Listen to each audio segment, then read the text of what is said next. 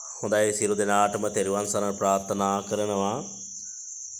හෙට උතුම් වූ මැදින් පුරපසළොස්වක පොහොය දවස සම්බුදු චරිතයේ එම නැත්නම් තථාගත චරිතාපදානයේ ලෝතර බුදුරජාණන් වහන්සේ උතුම් වූ බුද්ධත්වයේ අවබෝධ කරගෙන තමන්ගේ ජාත භූමියට උපන් දේශයට තමන්ගේ මව පියා ඥාතිවරු සහ ඒ වගේම රටවැසියන්ට පිහිට වෙන්න වැඩම කරලා බොහෝ ශාසනයට තමන්ගේ පරපුරේ රජ පවුලෙන් බොහෝ දෙනා එකතු කරගන්නට යෙදුණු බොහොම ශාසනික වශයෙන් වැදගත් සිදුවීම් සහ කතන්දර රාශියක් සිද්ධ වෙච්චි මේ උතුම් වූ පොහොය දවසේ ඔබටත් පුළුවන් වුණොත් තමන්ගේ ජීවිතයේ උතුම් වූ විමුක්තියක් උදෙසා සනසීමක් උදෙසා සංසාර දුකින් එතර වීමක් උදෙසා පෙහෙවත් පුරලා සීලය භාවනාව ප්‍රතිපත්තිය කුතියක් ආරක්ෂා කරලා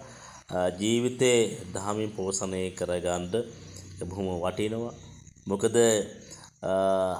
රජ පවුලක් නැත්නම් රාජකීය වංශය අය කිසිම දුක්ඛ කරදරයක් නැතුව බොහොම මහා ශ්‍රීයාංග බඩාවල රජසැප විඳිමින් ඒ වගේම ගත කරන ජීවිතයට වඩා මේ දහම දැනගෙන විමුක්තියක් උදෙසා ඒ වගේම ලොකු ජීවිත පරිත්‍යාගයෙන් සසුන්ගත වෙලා විශේෂ මාර්ගඵලවලපත් වෙලා අරහත්ත්වයටපත් වෙච්චි බොහෝ කතන්දර ඉතිහාසයේ ලියවිච්චි මේ උතුම් පොහොය දවසේ අපි නිකාම බණහන පාඨක පිරිසක් බවට පත් නොවි ඒ වගේම ශාසනය ආගමක් විදිහට කරපින්නාගෙන නිකාම පන්සල් ගොඩනැගිලි ඒ වගේම හදමින් නිකාම අපි සමාදානම පවත්තලා නැත්නම් පුදබින්වල අපි වැඩ කටයුතු කරලා විතරක් අපි කය වෙහස ගන්නවා ඇරෙන්න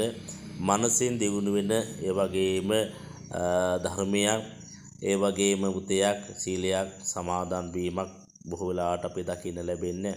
ඒ නිසා හැමෝටම ආරාධනා කරනවා තම තමන්ගේ පන්සල් වලට ගිහිල්ලා පුළුවන් විදිහට තේරෙන මට්ටමින් ඔබට සිල් සමාදන් වෙලා ඉන්න පුළුවන් පැයක්ද ඒ වගේම වරුවක්ද අර්ධපෝසතේද මේ කොහොම හෝ වේවා පුළුවන් විදිහට ධර්මයේ හැසිරෙන්න කටයුතු කරමු. සියල්ල දාලා යනකොට රැස් කරගත්තු පින විතරයි අපිට පිහිට පිළිසරණ වෙන්නේ.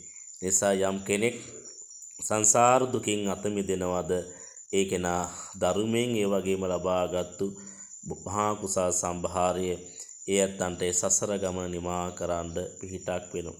නිසා ඔබ ගැන කල්පනා කරලා තමන් මේ කොහෙද යන්නේ කියලා ඒ වගේම හිතලා බලලා විශේෂයෙන්ම අඩුම තරමේ මේ මාසයකට සැරයක්වත් මේ පොහොයක් දවසේවත් බෞද්ධයන්ට ඒ වගේම තමන්ගේ බෞද්ධ නාමයට හෝ සීලයක් සමාදන් වෙලා වරුවක් දවසක් ඒ වගේම පෙහෙවත් සමාදන් වෙලා ආරක්ෂා කර කටයුතු කරමු. එහෙම නැත්නම් ඇත්තටම අපේ බෞද්ධ කියන නම උපැන්නේ නිකම්ම ලියවුණා දෙමාපියන්ගෙන් ලැබුණු දෙයක් විතරයි.